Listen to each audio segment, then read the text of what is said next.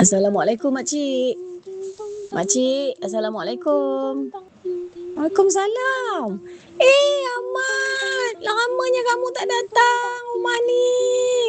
Lamanya makcik tunggu kamu. Mana kamu pergi, Ahmad? Kamu sihat ke? Alhamdulillah makcik, saya sihat. Makcik sihat ke? Alhamdulillah, Alhamdulillah. Kejap ya, Mat. Makcik pergi buat cucur bilis. Tak apalah makcik, saya sekejap je. Saya cuma nak tanya khabar makcik je, sihat ke? Sihat, Alhamdulillah. Mana kamu pergi, Ahmad? Dekat 2 minggu kot, kamu tak ada ke 3 minggu? Oh makcik, saya pergi umrah dengan mak dengan ayah saya, dengan adik saya juga. Saya guna Insaf Travel. Bagus makcik. Kalau makcik nak pergi, makcik bagi tahulah saya, nanti saya bagi tahu kat ayah saya dengan mak saya. Okey makcik?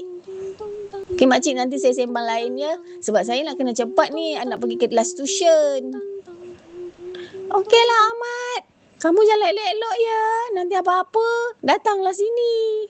Assalamualaikum. Waalaikumsalam makcik. Bye-bye.